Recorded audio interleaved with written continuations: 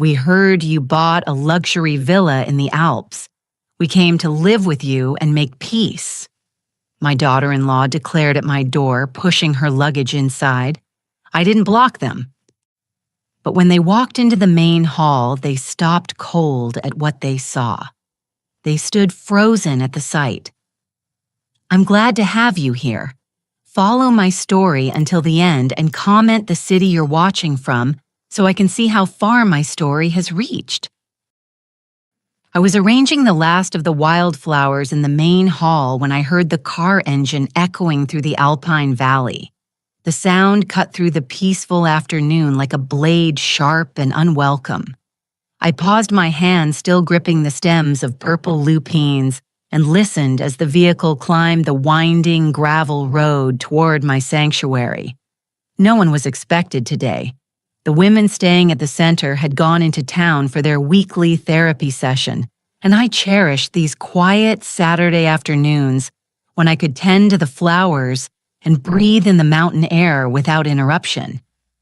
At 59, I had finally learned the value of solitude. The engine grew louder, closer. Through the tall windows that frame the main hall, I caught a glimpse of a sleek black sedan making its way up the final curve. My stomach tightened with an inexplicable dread. Something about that car, something about the way it moved with such presumptuous confidence, set every nerve in my body on edge. I set down the flowers and smoothed my cotton dress the same powder blue, one I had worn to my divorce proceedings 15 years ago. It felt appropriate somehow, like armor for whatever battle was about to unfold.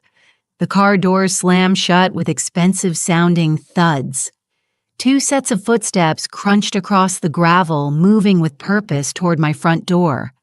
I recognized that walk before I even saw the faces. Preston's measured stride, the one he had inherited from his father, and beside it the sharp click of designer heels that could only belong to Evangeline. My son and daughter-in-law had found me. The doorbell chimed its gentle melody, the same soft tune that welcomed broken women seeking refuge. How ironic that it now announced the arrival of the 2 people I had spent 4 years trying to escape. I took a deep breath, tasting the lavender-scented air of my haven, and walked to the door. My hand hesitated on the brass handle for just a moment. I could pretend I wasn't home. I could slip out the back entrance and disappear into the mountain trails until they gave up and left. But no, I was done running from Preston and his wife done cowering done, being the convenient target for their cruelty. I opened the door. "Hello, Mother." Preston said, his voice carrying that familiar blend of condescension and false warmth that had always made my skin crawl. At 34, he had grown into a perfect replica of his father, tall, imposing, with steel gray eyes that never seemed to see me as anything more than an inconvenience.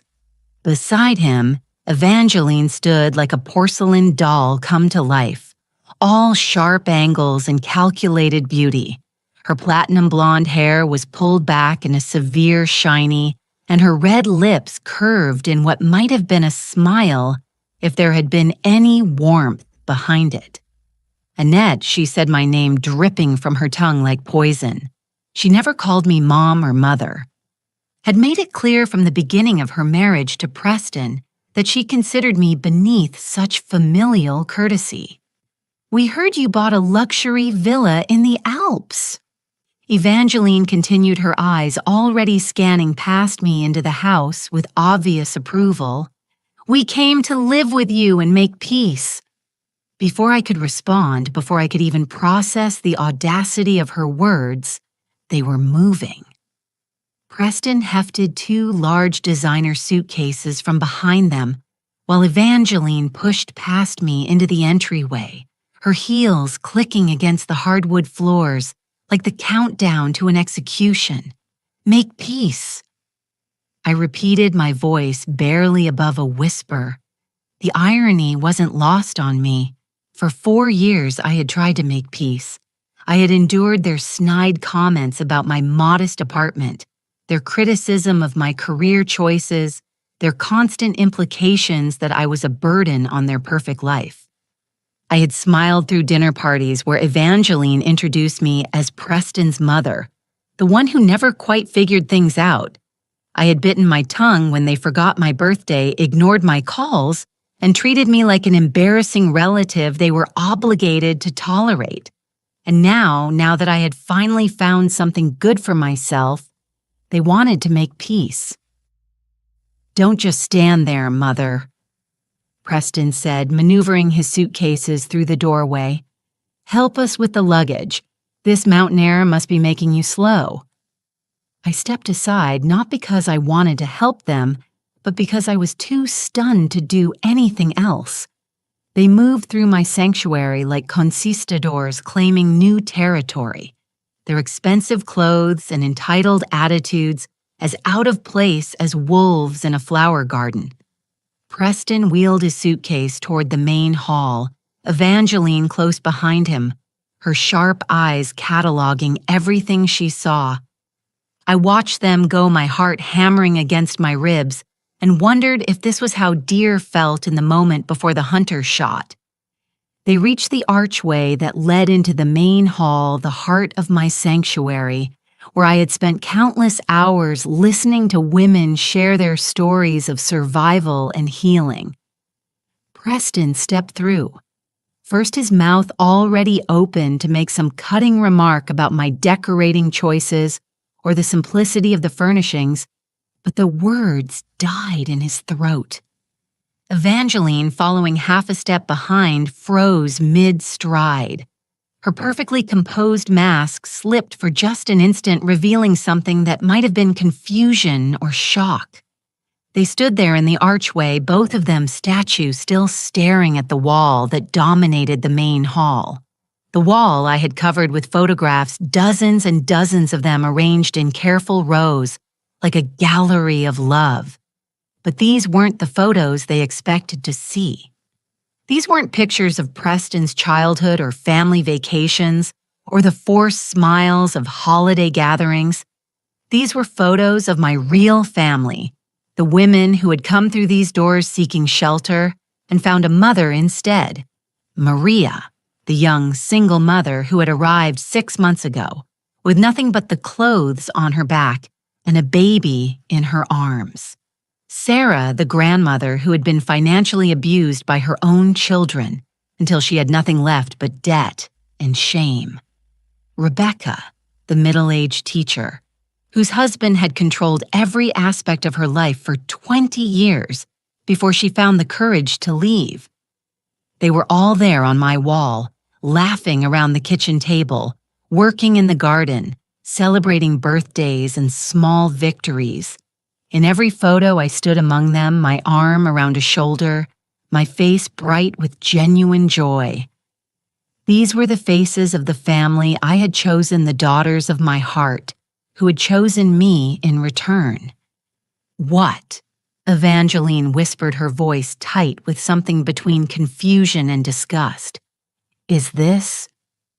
Preston turned to look at me, his gray eyes sharp with suspicion. "Mother, who are these people?" I stepped into the hall behind them, my spine straightening with each step. For the first time in years, I felt powerful in their presence. This was my space, my sanctuary surrounded by the evidence of the life I had built without them. "These are my daughters," I said simply. The words hung in the air between us like a challenge. Preston's face darkened, and Evangeline's perfectly plucked eyebrows drew together in a frown. "Your daughters?" Preston repeated, his voice rising with indignation. "What the hell does that mean, I'm your only child?"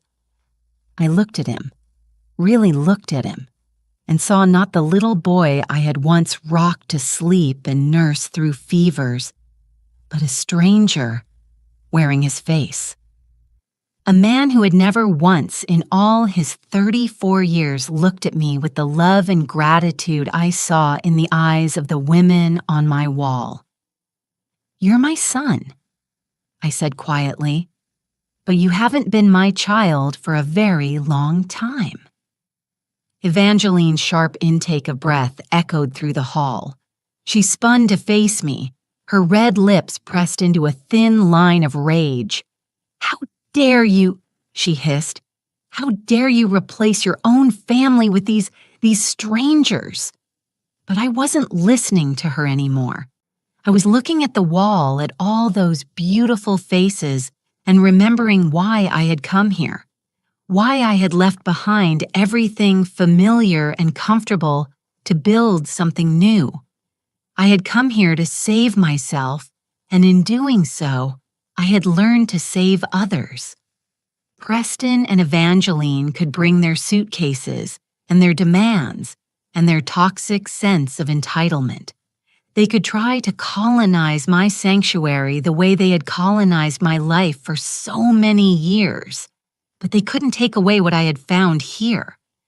They couldn't destroy the family I had chosen, the love I had earned, the peace I had fought to build.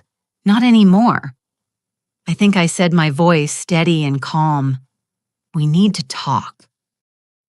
The silence that followed my words was deafening.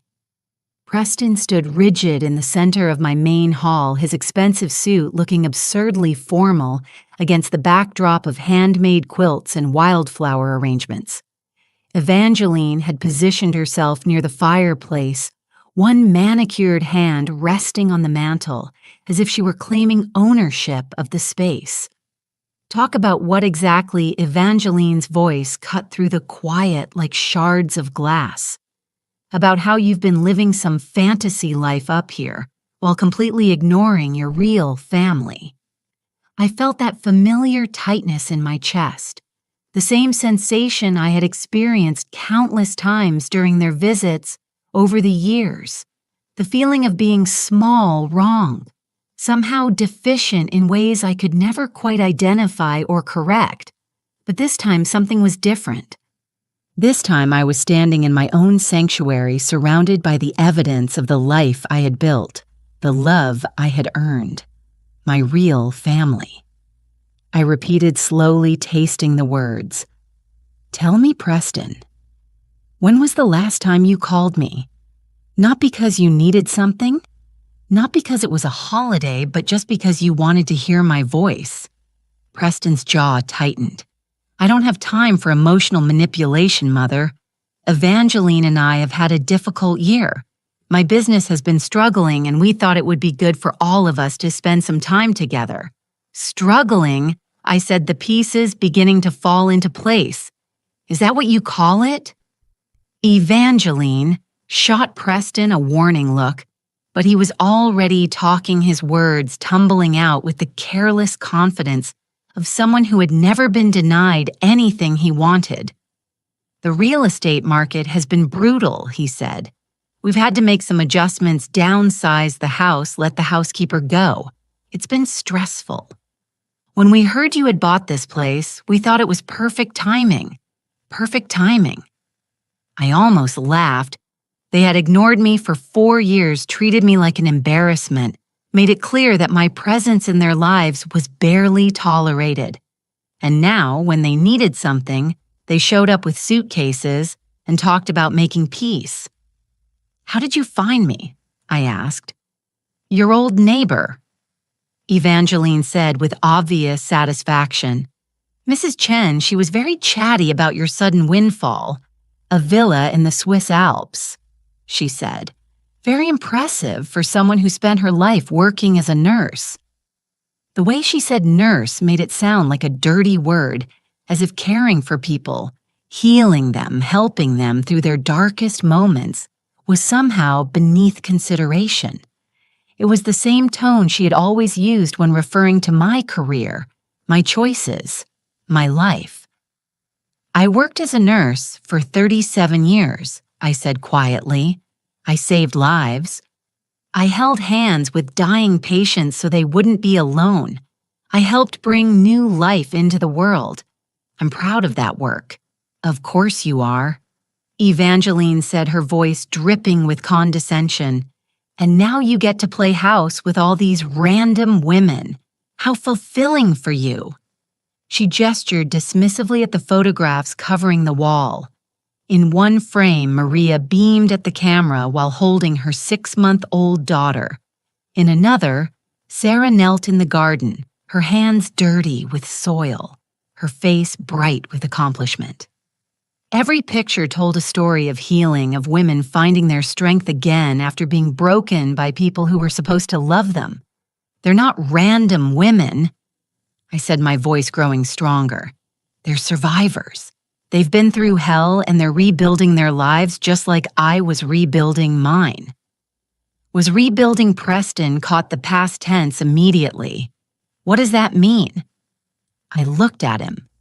This man who shared my DNA but seemed completely foreign to me and made a decision. They had barged into my sanctuary demanding answers. They wanted the truth. They could have it. It means I'm done rebuilding, I said. I've built something beautiful here, something meaningful, something that has nothing to do with either of you. Preston's face flushed red.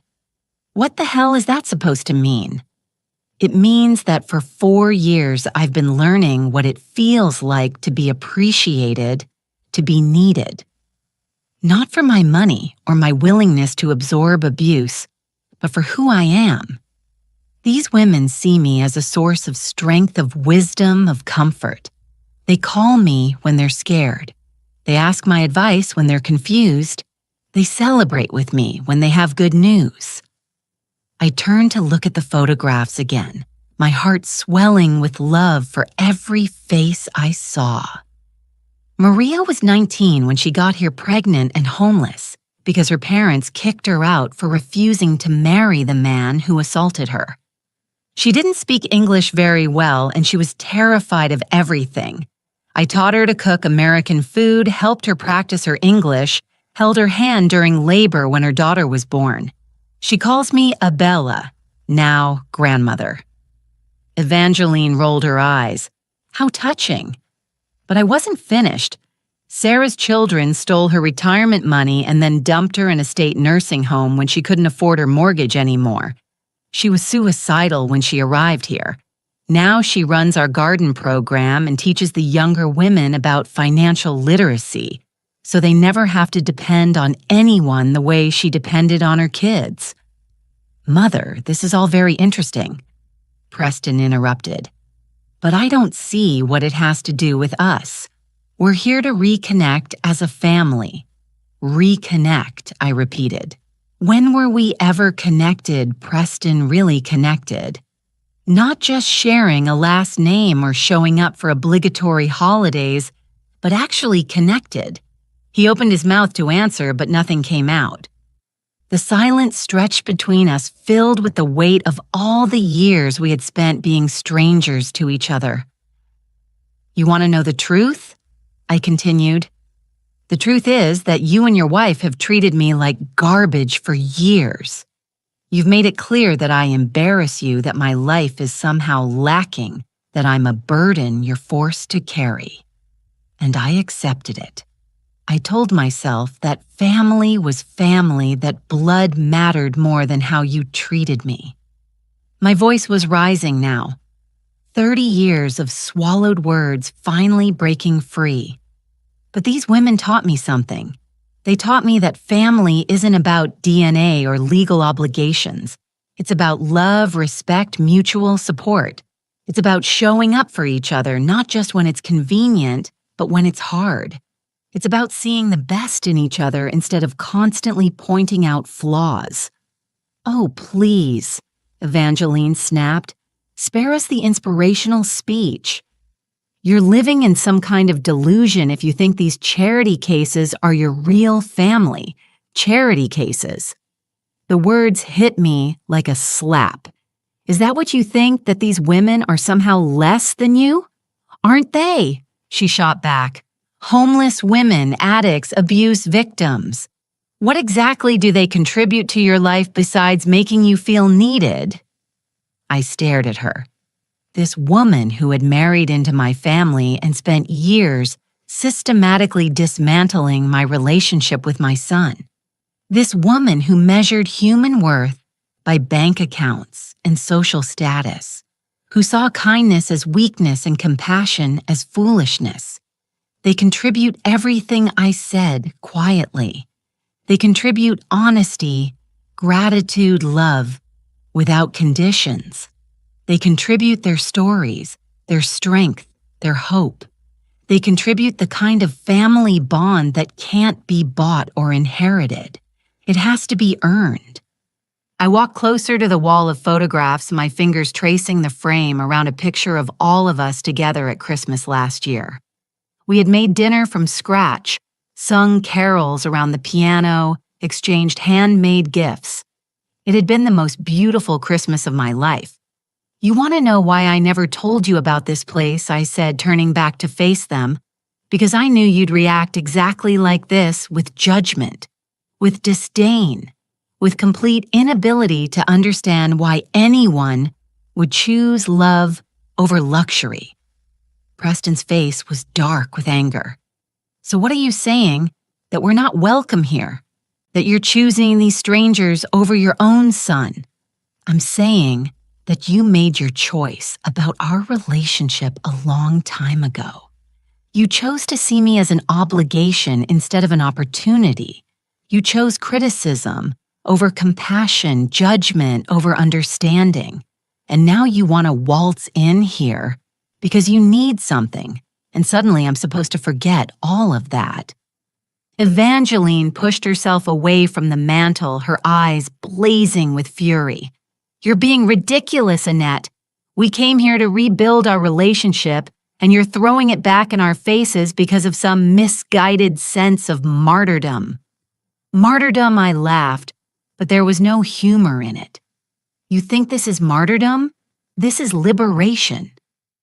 For the first time in my adult life, I'm surrounded by people who value me for who I am, not what I can provide them. The truth was pouring out of me now like water from a broken dam. All the years of hurt, of trying to be good enough, of accepting crumbs of affection and calling it love. "You want to stay here," I continued. "Fine, but you need to understand what this place is.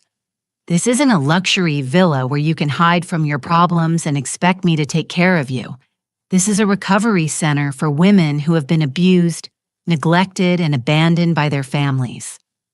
I saw Preston's face change, saw understanding dawn in his eyes, along with something that looked like horror. "You don't live in a luxury villa at all, do you?" he said slowly. I smiled, and for the first time since they had arrived, I felt completely at peace. "No, Preston, I don't." The color drained from Preston's face so quickly, I thought he might faint. Evangeline's perfectly applied makeup couldn't hide the shock that flickered across her features before she quickly composed herself, but not before I caught it. That moment of pure panic. "What do you mean you don't live in a luxury villa?" Preston's voice cracked slightly on the last word. I walked to the large windows that overlooked the valley where the afternoon sun cast long shadows across the meadow. From here, you could see the small cabins scattered throughout the property, each one a safe haven for women rebuilding their lives. I mean exactly what I said. This isn't my private residence, Preston. This is Haven Springs Recovery Center. I founded it 3 years ago with my life savings, and a loan I'm still paying off. The silence behind me was so complete I could hear the grandfather clock in the corner ticking away the seconds. Finally, Evangeline found her voice. "Recovery Center for what?" The words came out, strangled as if she already knew the answer but desperately hoped she was wrong. I turned back to face them. These two people who had driven 4 hours into the mountains expecting to find luxury and comfort, only to discover they had stumbled into something they couldn't understand or control. For women, escaping domestic violence. For mothers who lost everything, protecting their children, for elderly women whose own families abandoned them after draining their bank accounts. I paused, letting each word sink in. For women like me, who spent decades being told they weren't good enough, smart enough, important enough to deserve respect. Preston sank into one of the worn but comfortable armchairs we had arranged in a circle for group therapy sessions. His expensive suit looked ridiculous against the hand-knitted throw pillows, like a snake trying to hide among flowers. "But Mrs. Chen said you had money," he said weakly. "She said you bought a villa. I did buy this property for $300,000, which represented every penny I had saved over 37 years of nursing. Every overtime shift, every holiday I worked instead of taking vacation, every sacrifice I made thinking I was building something for your future." The irony wasn't lost on me. All those years I had denied myself small pleasures, telling myself I was being responsible, saving for Preston's education, for his wedding, for the grandchildren I hoped to spoil someday. Instead, I had finally spent that money on myself, on creating something meaningful. 300,000. Evangeline's voice was barely above a whisper. That's all. The naked disappointment in her tone might have hurt me once. Now it just confirmed everything I had suspected about their motivations for this unexpected visit. "I'm sorry to disappoint you," I said dryly. "I know you were probably hoping for something a bit more substantial." Preston's head snapped up. "That's not—" We didn't come here for money, but his denial was too quick, too defensive, and Evangeline's face had gone pale beneath her foundation, the carefully applied rouge standing out like war paint on her suddenly ashen cheeks. "Of course you did," I said, and for the first time in years I felt completely calm in their presence. "The question is, how much trouble are you in?" Preston's mouth opened and closed like a fish gasping for air. Evangeline shot him a warning look that could have frozen fire, but it was too late. The truth was written all over his face. "We're not in trouble," Evangeline said quickly. "We've just been going through a rough patch. Preston's real estate business is cyclical, and we thought it would be nice to spend some time with family while things turn around." Family. The word felt foreign coming from her lips. In 8 years of marriage to my son, Evangeline had made it crystal clear that I was not her family. I was Preston's unfortunate baggage, a reminder of his humble beginnings that she tolerated out of necessity. "How much do you owe?" I asked directly. "Mother, that's inappropriate." Preston started, but I cut him off. "Inappropriate. You show up at my door uninvited with enough luggage for an extended stay, talking about making peace after years of treating me like an embarrassment. And you think my question is inappropriate?" I walked closer to where he sat, this man I had raised, whose fevered forehead I had cooled, whose nightmares I had chased away. When had he become such a stranger? "I spent 15 years married to your father," I said quietly. "I know what desperation looks like. I know how it feels to have creditors calling, to lose sleep over bills you can't pay, to smile and pretend everything is fine when your world is crumbling." Preston's face crumpled, and for a moment I saw the scared little boy he used to be. 53,000, he whispered. $53,000 in what? Credit card debt, business loans, credit cards. Evangeline answered, her voice tight with shame. "And some personal loans. The business hasn't turned a profit in 18 months. We've been living on credit thinking things would turn around." I felt a familiar tightness in my chest. The same feeling I used to get when Preston was small and had hurt himself. The instinct to fix, to help to make the pain go away, but I was older now and hopefully wiser. So you decided to come here and move in with me until you got back on your feet. Live off my generosity while you figured things out. We thought we could help each other."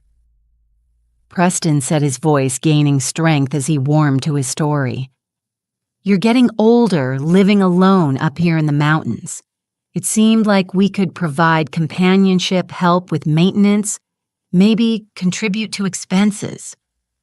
"Contribute to expenses," I repeated. "With what money?"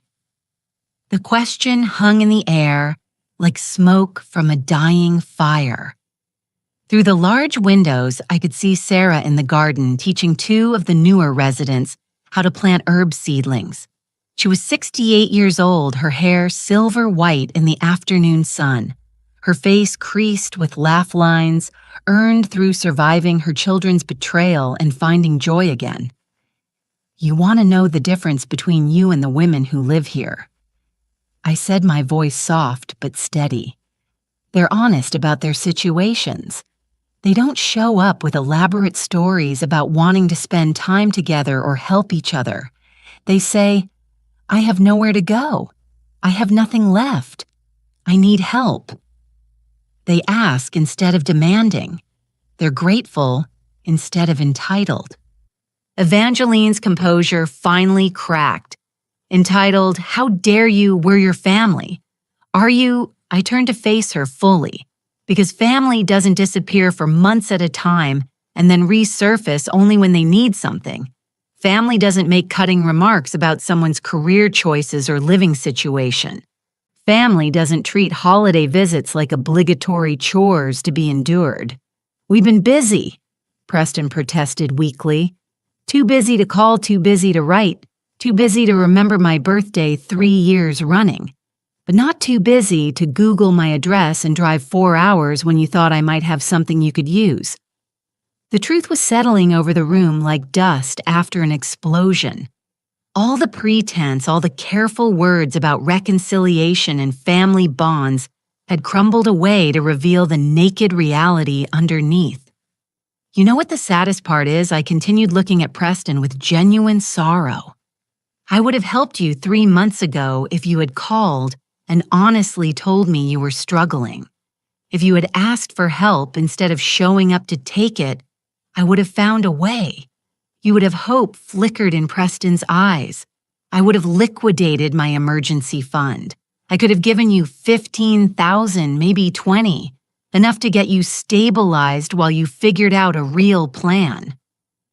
Evangeline's sharp intake of breath told me she was doing the math. $15,000 wouldn't solve their problems, but it would have bought them time. "But you didn't ask," I said. "You assumed you planned. You showed up here expecting to move into what you thought was my luxury villa and live off my success without ever acknowledging your failures or asking permission." Through the windows, I watched as Maria emerged from one of the cabins, her baby daughter on her hip. She waved at Sarah in the garden, called out something that made the older woman laugh. This was what family looked like. People choosing to be there for each other. People finding joy in simple moments. People building something beautiful together despite starting with nothing. The women here work for what they receive. I said, turning back to Preston and Evangeline. They help with cooking, cleaning, childcare. They attend counseling sessions, participate in life skills, workshops, contribute to the community however they can. Some of them have been here for 6 months, some for over a year. They stay as long as they need to, as long as they're working toward independence. "Are you offering us the same deal?" Evangeline asked, her voice sharp with suspicion. I studied her face. This woman who had never worked a day in her life, who measured her worth by her husband's income and her social circle's approval. Could she empty bedpans for elderly residents? Could she sit with crying women and offer comfort without judgment? Could she plant vegetables in the garden and feel pride in feeding people who had nothing? I'm offering you a choice, I said finally. You can stay here and participate in the program just like everyone else. You'll share a cabin, help with daily operations, attend group sessions about financial responsibility and healthy relationships. You'll work toward a plan for independence that doesn't involve depending on other people to solve your problems. The offer hung between us like a bridge neither of them seemed willing to cross. Preston looked at Evangeline, seeking permission or guidance. Evangeline stared at me with a mixture of horror and disbelief. Or I continued, "You can leave right now. Drive back down that mountain road and figure out your own solution to your own problems." "That's it." Preston's voice cracked with indignation. "Those are our only options." "Those are your only options here," I corrected. "What you do after you leave is entirely up to you." The grandfather clock chimed 4 times, marking another hour in this day that had started so peacefully. Soon the women would return from their therapy session and we would gather in the kitchen to prepare dinner together. It was my favorite part of each day, the cooking, the laughter, the sense of belonging that came from being genuinely useful to people who appreciated my presence. Preston and Evangeline could be part of that world if they chose it. They could learn what it meant to contribute instead of consume, to earn love instead of demanding it, to find meaning in service instead of in taking. But looking at their faces, seeing the disgust and entitlement written there as clearly as words on a page, I already knew what their choice would be. "We need time to think," Evangeline said finally. "Of course," I replied. "Take all the time you need. Just remember, this is a working recovery center, not a hotel. If you stay tonight, you'll be expected to help with dinner preparation and cleanup. Breakfast is at €7, and everyone contributes."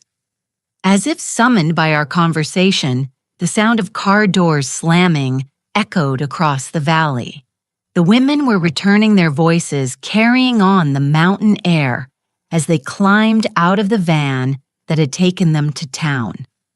Preston and Evangeline both looked toward the windows, watching as 6 women of various ages made their way toward the main building. They moved like people who belonged here, comfortable in their surroundings, at home in their sanctuary. "Think carefully about your choice," I told my son and his wife, "because whatever you decide, it's going to change everything." The sound of women's voices grew louder as they approached the main house, a chorus of conversation and laughter that had become the soundtrack of my new life. I watched Preston and Evangeline stiffen as the group drew nearer, their discomfort palpable as they realized they were about to meet the people I had chosen as my real family. The front door opened with a gentle creak, followed by the familiar sounds of arrival shoes being kicked off bags, being set down, the easy chatter of people returning to a place where they belonged. Annette Maria's voice called out in accented English, "We brought you something from the market." Before I could respond, she appeared in the archway to the main hall, her 18-month-old daughter, Elena, balanced on her hip. Maria's face glowed with the kind of contentment I had rarely seen in my years with Preston and Evangeline, the joy of someone who had found safety after living in fear. She stopped short when she saw my unexpected guests, her smile faltering slightly as she took in their expensive clothes and hostile expressions. "Oh," she said quietly, shifting Elena to her other hip protectively. "I'm sorry, I didn't know you had company." "It's fine, sweetheart," I said, moving toward her with the kind of warmth I had learned to show freely here. "Maria, I'd like you to meet my son Preston and his wife Evangeline. They've come for a visit." Maria's face brightened immediately the way it always did when she thought something good was happening for someone she cared about. "Your son. How wonderful. You must be so excited to see him." She turned to Preston with genuine enthusiasm. "Annette talks about you all the time. She's so proud of you." I felt my cheeks burn with embarrassment. It was true. I had talked about Preston often during those early months at Haven Springs, sharing memories of his childhood, expressing hope that someday we might repair our relationship. Maria didn't know about the years of coldness, the dismissive remarks, the casual cruelty that had finally driven me away. Preston's response was everything I had feared it would be. "I'm sure she does," he said, his tone flat and dismissive. He didn't stand up from his chair, didn't offer to shake Maria's hand, didn't acknowledge Elena's presence at all. Instead, he looked Maria up and down with barely concealed distaste, taking in her simple jeans and second-hand sweater, her work-worn hands, her accent. Maria's smile wavered confusion clouding her dark eyes. She was 21 years old and had seen enough cruelty in her short life to recognize it instantly.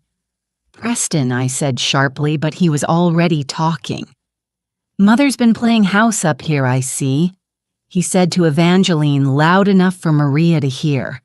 Very charitable of her to take in strays. The word strays hit Maria like a physical blow. I watched her face crumble, watched her instinctively hold Elena closer to her chest. In that moment, she wasn't a strong young mother who had survived assault and homelessness to build a new life for herself and her daughter. She was just a girl being reminded that some people would always see her as less than human. "How dare you?" I whispered, my voice shaking with rage. But before I could say more, Sarah appeared in the doorway behind Maria. At 68, she had survived her own children's financial abuse, and abandonment had contemplated suicide before finding refuge here. She was small in stature, but fierce in spirit, and she took one look at Maria's face and understood exactly what had happened. "Is there a problem here?" Sarah asked, her voice carrying the authority of someone who had raised 5 children and buried 2 husbands. "No problem at all," Evangeline said with false sweetness. "We're just getting acquainted with Annette's house guests." House guests. Another deliberate diminishment, another way of reducing these women to their circumstances rather than seeing them as the survivors they were. Maria whispered something in Spanish and hurried from the room. Elena's confused whimpering following them down the hall. Sarah watched them go, then turned back to us with eyes like steel. 30 years, she said conversationally. "That's how long I put up with my children treating me like garbage, making jokes about my intelligence, rolling their eyes when I spoke, acting like I was a burden they were forced to carry. You know what I learned during those 30 years? She stepped fully into the room, her small frame somehow filling the space with righteous anger. I learned that some people are only happy when they're making someone else feel small. And I learned that the people who do that to you aren't your family no matter what their birth certificate says." Preston finally stood up, his face flushed with indignation. "I don't know who you think you are, lady, but you have no right to lecture me about my relationship with my mother." "Don't I?" Sarah's voice was calm, conversational. "Because from where I stand, it looks like you just made a sweet girl cry because you wanted to establish your superiority. It looks like you walked into Annette's home and immediately started judging and dismissing the people she loves. That tells me everything I need to know about what kind of son you are. What kind of son I am." Preston's voice rose dangerously. "I'm the son who put up with her dramatic nonsense for years. I'm the son who included her in family events even when she embarrassed us. I'm the son who drove 4 hours to try to have a relationship with her, only to find out she's been wasting her money on charity cases instead of thinking about her own family's future." The words poured out of him like poison from a wound, revealing everything ugly and toxic that had been festering inside him for years. And with each word, I felt the last threads of love I had held on to finally snap. "Charity cases," Sarah repeated slowly. "Is that what you think we are by now?" The commotion had drawn others. Rebecca appeared next to Sarah, her teacher's instincts making her assess the situation quickly. Behind her, I could see two other residents hovering in the hallway, their faces tight with the anxiety of women who knew what it felt like to be on the receiving end of cruelty. "Let me tell you about charity cases," Rebecca said, her voice carrying the authority of someone who had spent 20 years educating children. Mia speaks 3 languages and was 2 semesters away from her nursing degree when her ex-boyfriend started stalking her. She's been taking online classes while caring for her daughter and working in our garden program. Next month, she starts a paid internship at the community clinic. She gestured towards Sarah. Sarah built a successful catering business from nothing and ran it for 15 years before her children convinced her she was too old to handle her own finances. She's been teaching our financial literacy workshops and helping 3 other women start their own small businesses. Preston and Evangeline were both staring now, clearly uncomfortable with being confronted by the reality of the women they had dismissed as beneath their notice. And I, Rebecca continued, spent 20 years as an award-winning high school principal before my husband convinced me I was worthless, stupid, incapable of surviving without him. I believed him for so long that when I finally left, I had no idea how to write a check or use an ATM. Sarah taught me. Maria helped me practice Spanish so I could communicate with non-English speaking parents. Annette held my hand through panic attacks and reminded me daily that I was worth saving. She took a step closer to Preston, and I was reminded that she had spent decades dealing with entitled teenagers and their equally entitled parents. "So when you call us charity cases," she said quietly, "you're calling your mother a fool for seeing our potential when no one else would. You're dismissing not just us, but her judgment, her compassion, her ability to recognize strength in broken people." The room fell silent except for the ticking of the grandfather clock and Elena's distant crying from somewhere down the hall. Evangeline's face had gone white beneath her makeup, and Preston looked like he was struggling to breathe. "This is ridiculous." Evangeline finally burst out. "We didn't come here to be lectured by a bunch of what?" I asked quietly. "Finish the sentence, Evangeline." "A bunch of what?" But she couldn't say it, couldn't voice the ugly words that were clearly in her mind. Instead, she turned on Preston with the fury of someone whose carefully laid plans had been shattered. "This is your fault," she hissed at him. "You said she had money. You said she was living in luxury. You made me think this would solve our problems." "I thought it would," Preston shot back. "How was I supposed to know she'd lost her mind and turned into some kind of saint?" Saint. The word dripped with contempt, as if compassion was a character flaw, as if choosing to help others was a sign of mental illness.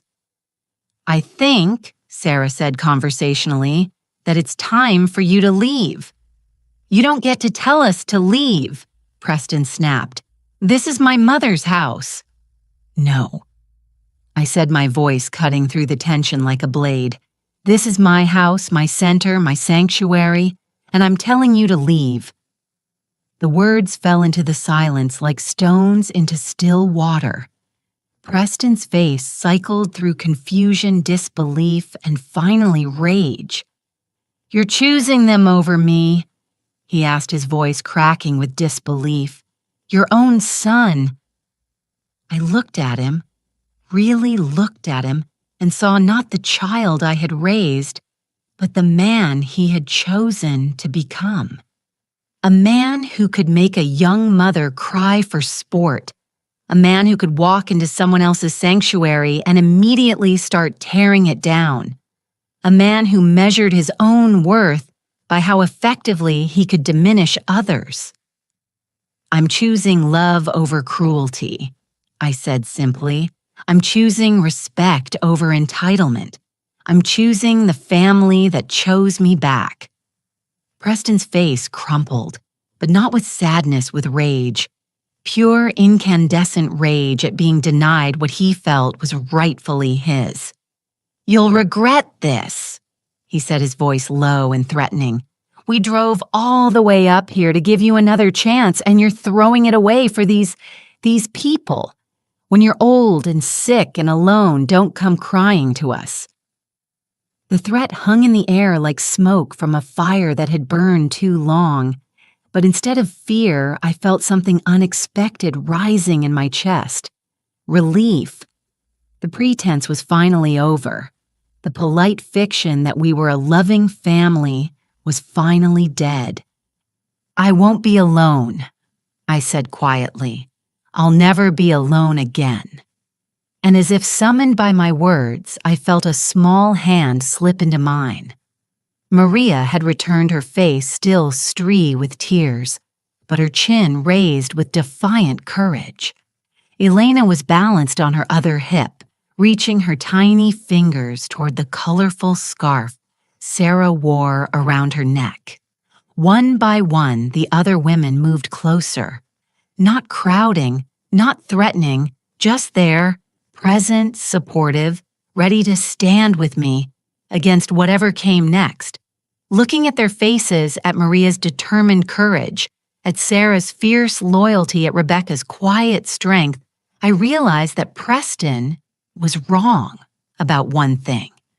This wasn't the end of my family. This was the moment it truly began. The silence that followed my words, stretched like a taut wire ready to snap. Preston stood frozen in the center of my sanctuary, his face cycling through emotions I had never seen before. Shock, rage, and something that might have been fear. Evangeline clutched her designer purse like a shield, her knuckles white against the leather. Around me, my chosen family waited. Maria's small hand remained steady in mine, her presence a reminder of everything I had built here. Sarah stood with her arms crossed, her weathered face set in determination. Rebecca positioned herself slightly in front of the other women, her teacher's instincts making her protective of those she saw as vulnerable. "You can't be serious," Preston finally whispered, his voice with disbelief. "You're actually choosing these strangers over your own blood. Blood doesn't make family," Sarah said quietly, her words carrying the weight of 68 years of hard-won wisdom. "Love does. Respect does. Being there for each other when it matters. That makes family." Preston whirled on her, his face contorting with ugly rage. "Nobody asked you, old woman. This is between me and my mother." The words hit Sarah like a slap. I saw her flinch, saw the hurt flash across her features before she could hide it. At 68, she had been called worse things by her own children, but it still cut deep. That was the moment something inside me finally broke, not shattered. That had happened years ago, slowly, piece by piece, with each dismissive comment and cruel slight. This was different. This was the clean, sharp break of a chain that had bound me for too long. "Get out," I said, my voice deadly calm. Preston blinked. "What?" I said. "Get out now, both of you." "Mother, you can't be." "I can and I am." I stepped forward, still holding Maria's hand, drawing strength from her presence. "You have exactly 5 minutes to gather your belongings and leave my property." Evangeline finally found her voice, though it came out shrill and desperate. "You're making a huge mistake, Annette. We came here to help you to be a family, and you're throwing it away for these people who are just using you." Using me, I almost laughed. Maria gets up at 5 every morning to help prepare breakfast for everyone. She's learned to can vegetables from our gardens so we have food through the winter. She reads to the elderly woman in cabin 3 who has failing eyesight. How exactly is she using me? She's homeless. Evangeline shot back. She has nowhere else to go. Of course she's going to act grateful and helpful. What choice does she have? Maria's grip tightened on my hand, but when I looked at her, I saw not hurt, but pity. Pity for a woman who couldn't understand that gratitude could be genuine, that help could be offered without expectation of repayment. "You're right," Maria said quietly, her accent making her words sound like music after Evangeline's harsh tones. I was homeless. I had nowhere to go. But Annette didn't just give me a place to sleep. She gave me hope. She saw something in me that I couldn't see in myself. She shifted Elena to her other hip, the little girl babbling contentedly as she played with her mother's necklace. Before I came here, I thought I was broken, used up. That man, he made me believe I was nothing. But Annette, she told me every day that I was strong, that I was worthy of love, that I had a future. She helped me see that what happened to me didn't define me. Maria's voice grew stronger as she spoke, the tremor of old fear replaced by quiet confidence. Next month, I start working at the clinic full-time. In 2 years, I finish my nursing degree. In 5 years, I want to open my own practice in an underserved community, helping other women like me. None of that would be possible without Annette believing in me first. She looked directly at Preston, her dark eyes fearless. So yes, I needed her help, but she needed mine too. She needed to remember what it felt like to be appreciated, to be valued for who she is, instead of what she can provide. We saved each other. The truth of her words rang through the room like bells. This was what Evangeline and Preston couldn't understand, that real relationships were built on mutual respect, on each person contributing what they could when they could. That's very touching, Evangeline said, her voice dripping with sarcasm. But we're still family. That has to count for something. Does it? I looked at Preston, this man I had carried in my body, nursed at my breast, rocked through countless sleepless nights. When was the last time you called just to see how I was doing? When was the last time you remembered my birthday? When was the last time you said you loved me and meant it? Preston's mouth opened and closed soundlessly. The questions hung in the air like accusations, each one backed by years of neglect and indifference. We've been busy, he finally managed. Busy. I tasted the word bitter as medicine. Too busy to call, but not too busy to drive here when you thought I had money. Too busy to visit, but not too busy to insult the people I love the moment you met them. Rebecca stepped forward, her voice gentle but firm. Annette, you don't owe them explanations. Some people only understand love as transaction. What can you do for me? What can you give me? How can you make my life easier? When you stop being useful, they stop caring. That's not true, Preston protested, but his voice lacked conviction.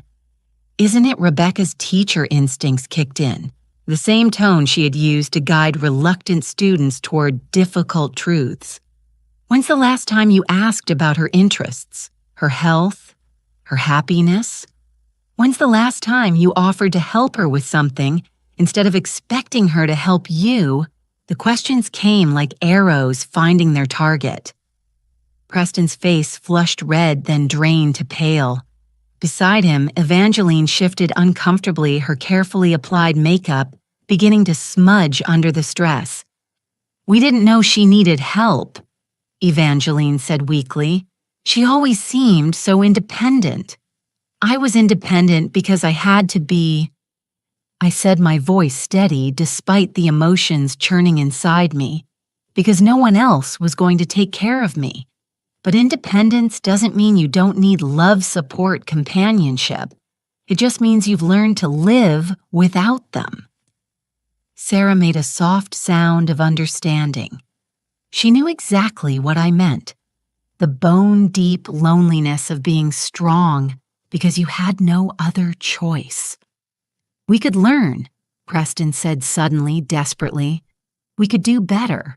We could. But his words trailed off as he looked around the room, taking in the evidence of the life I had built without him.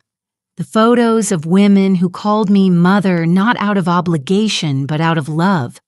The comfortable furniture worn smooth by countless conversations and shared meals. The peace that permeated every corner of this place like a benediction. He saw it finally. He saw what he had lost through his own choices, his own cruelty, and instead of humbling him, it seemed to make him angry. "This is insane," he said, his voice rising. "You're throwing away your real family for a bunch of damaged women who remind you what it feels like to be needed. This isn't love, Mother. It's pathology." The word hit like a physical blow. Pathology.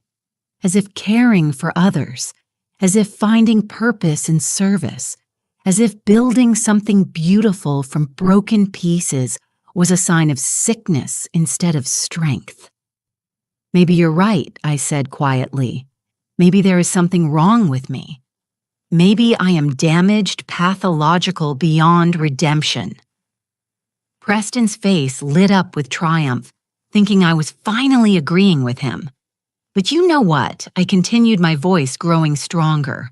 "I'd rather be broken and surrounded by love than whole, and surrounded by people who only care about what I can do for them." The triumph faded from Preston's face like water from a broken cup. "And if that makes me pathological," I said, looking around at the women who had chosen to stand with me, "then I'm proud to be sick." Maria squeezed my hand. Sarah nodded approval. Rebecca smiled with the fierce joy of someone watching a student finally master a difficult lesson. "Time's up," I said to Preston and Evangeline. "Get your bags and go." For a moment, I thought Preston might refuse. He stood there, fists clenched, face red with rage and humiliation. Then Evangeline grabbed his arm, her survival instincts finally kicking in. "Come on," she hissed. "Let's get out of here. This place is crazy anyway." They gathered their expensive luggage with jerky, angry movements, muttering to each other in voices too low to understand. At the doorway, Preston turned back one last time. "Don't call us when you need help," he said, his voice thick with venom. "Don't come crawling back when these people move on and leave you with nothing." I looked at him, this stranger wearing my son's face, and felt only sadness. "I won't," I said simply. The front door slammed behind them with a finality that echoed through the house. Through the windows, I watched them throw their bags into their expensive car and drive away their tires, spitting gravel in their haste to escape.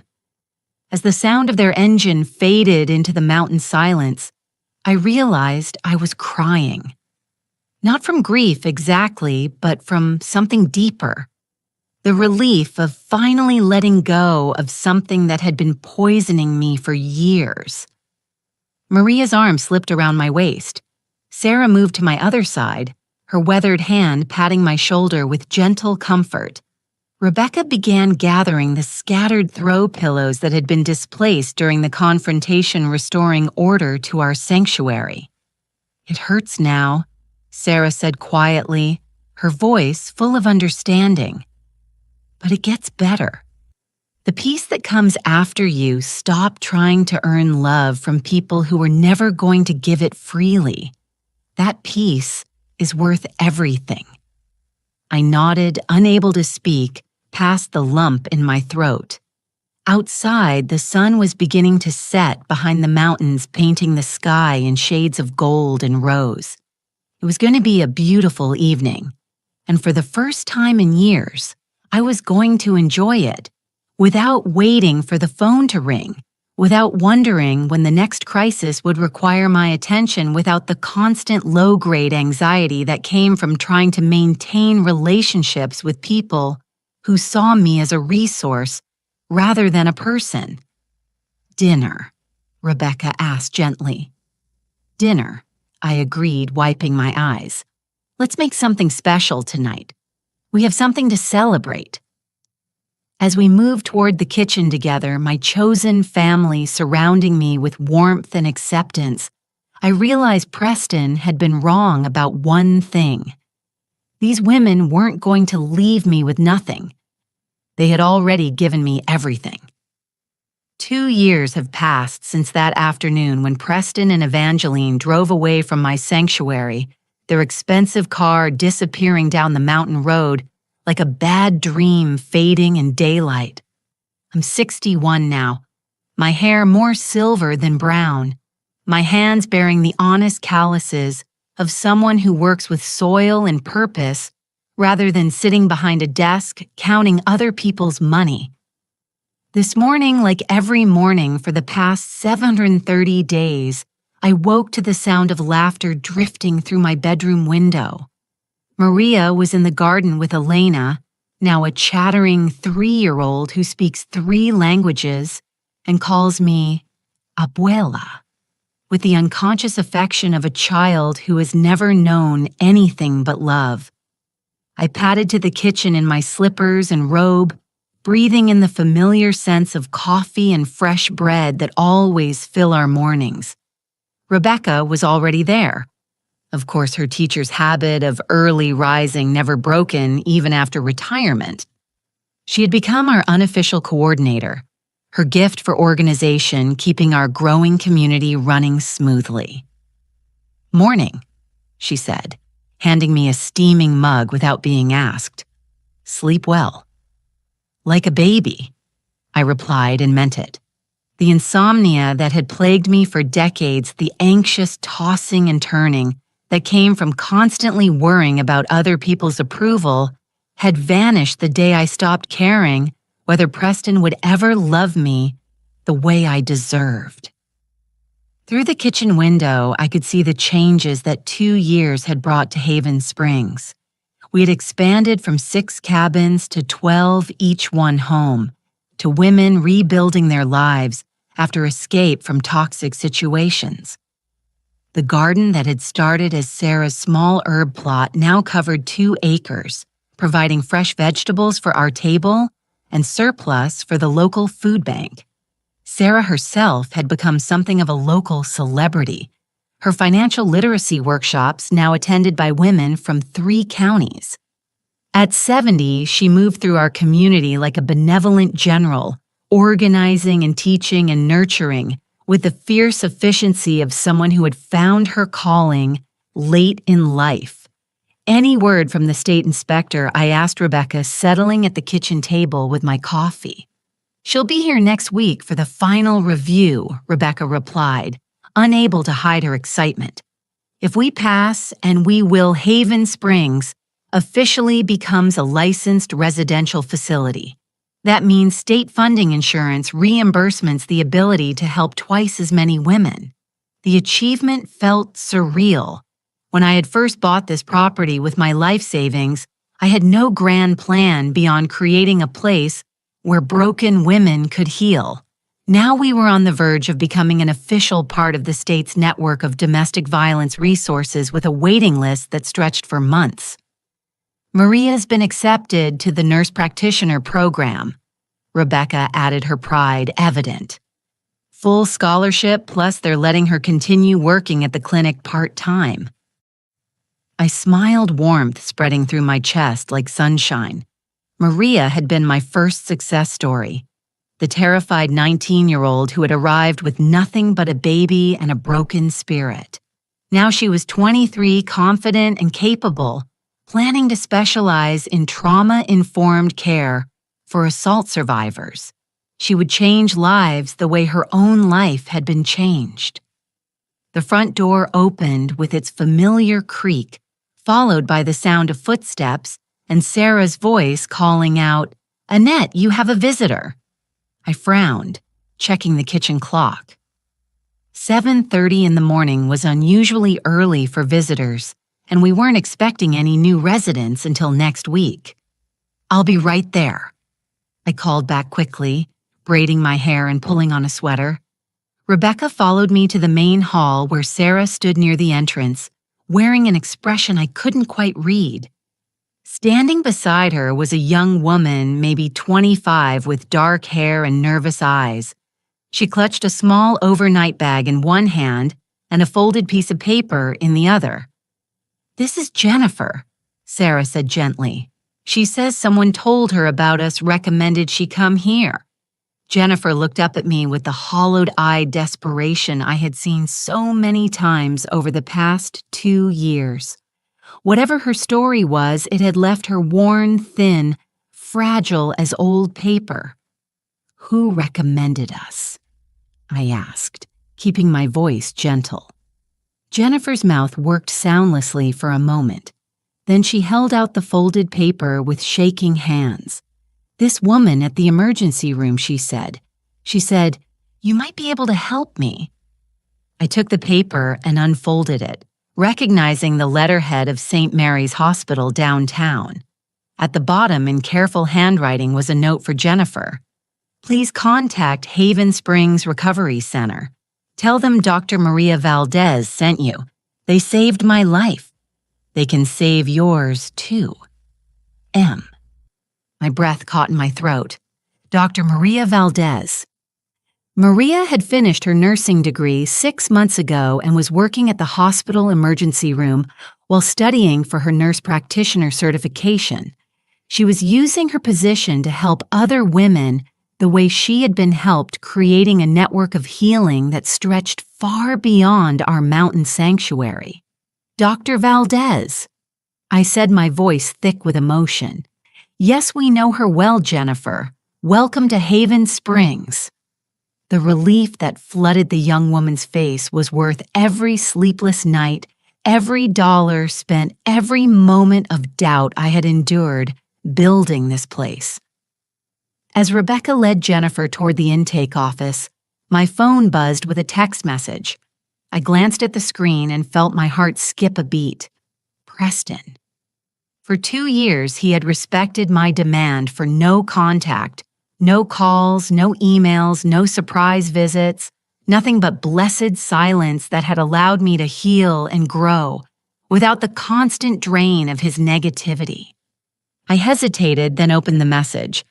"Mom, I know you don't want to hear from me, but I need you to know something.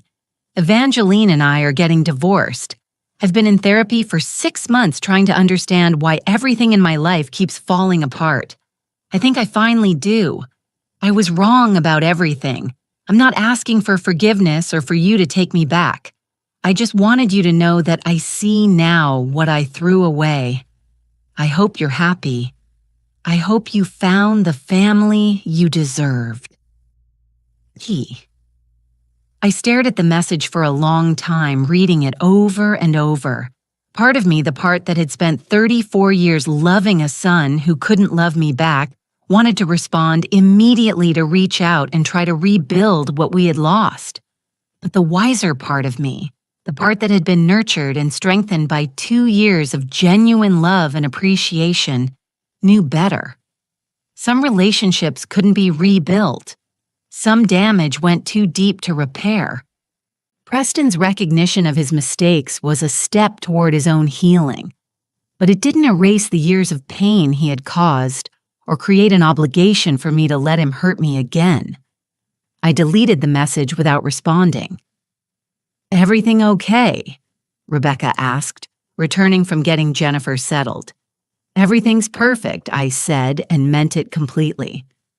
Later that morning, I stood in the garden with Elena, teaching her to identify the different herbs by smell, while Maria worked nearby, her stethoscope visible in the pocket of her scrubs. She was between shifts at the hospital using her break to help with the greenhouse project. Abua Elena said, suddenly tugging on my hand. "Why do the sad ladies come here out of the mouths of babes?" I knelt down to her level, studying her serious little face. At 3, she was already remarkably perceptive, having grown up surrounded by women who were healing from trauma. Because sometimes, I said carefully, people get hurt by other people who are supposed to love them. And when that happens, they need a safe place to remember how strong they are. Elena nodded solemnly as if this made perfect sense to her. Like when I fall down and Mama kisses it better. Exactly like that, I said, my throat tight with emotion. Except sometimes the hurt is on the inside, so it takes longer to heal. But you help them. Elena said with the absolute confidence of a child who had never known anything but security and love. "We help each other," I corrected gently. "That's what family does." As if summoned by the word family, Sarah appeared around the corner of the greenhouse, her arms full of fresh lettuce for lunch. Behind her came Jennifer, looking less hollow-eyed already, after just a few hours in our sanctuary. "Lunch in 20 minutes, Sarah announced. "Jennifer's gonna help me make soup." I watched them head toward the kitchen together. This 70-year-old woman who had survived financial abuse from her own children, now mentoring a young woman just beginning her journey to freedom. It was beautiful in its simplicity. Broken people helping other broken people, creating something whole and healthy from their shared pain. That afternoon, as I often did when the daily work was finished, I climbed the hill behind our main building to the small bench that overlooked the entire property.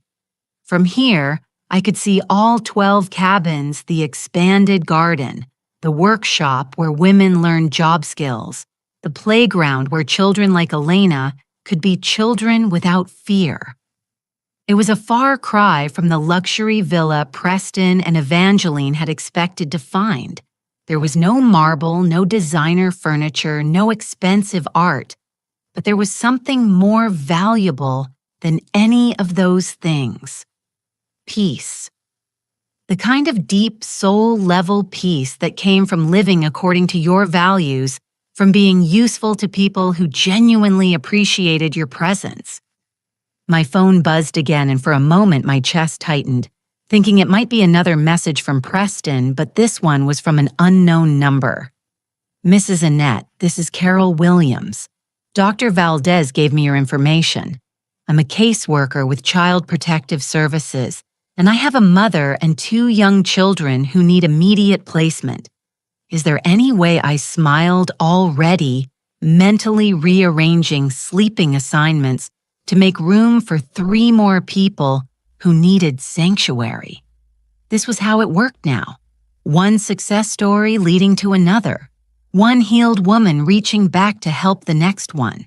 An ever-expanding network of healing and hope. As the sun began to set behind the mountains, painting the sky in shades of rose and gold, I remained on my bench, listening to the sounds of my chosen family preparing dinner together. Laughter drifted from the kitchen windows, along with the clatter of dishes and the buzz of easy conversation. Preston had been wrong about so many things, but perhaps most wrong about this. These women hadn't used me and moved on. They had stayed in their way.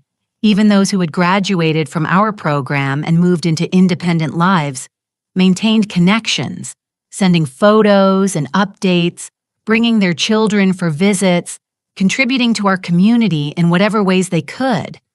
Maria would finish her nurse practitioner degree and likely move away to start her practice, but she would always be my daughter in the ways that mattered. Sarah would age and eventually need care herself, but she would do it surrounded by the love she had earned through service. Rebecca would continue teaching and guiding, sharing her wisdom with each new group of women who needed to learn that they were worth saving. And I would continue to be exactly what I had always been meant to be. Not just a mother, but a nurturer. Not just a provider, but a protector. Not just someone who gave love, but someone who received it in return. The mountain air was crisp and clean, carrying the scent of wood smoke from our fireplace and the last flowers of the season. As I finally rose from my bench to rejoin my family for dinner, I realized that Preston had been right about one thing. I had found the family I deserved, and they had found me. Now I'm curious about you who listened to my story. What would you do if you were in my place? Have you ever been through something similar? Comment below. And meanwhile, I'm leaving on the final screen 2 other stories that are channel favorites, and they will definitely surprise you. Thank you for watching until here.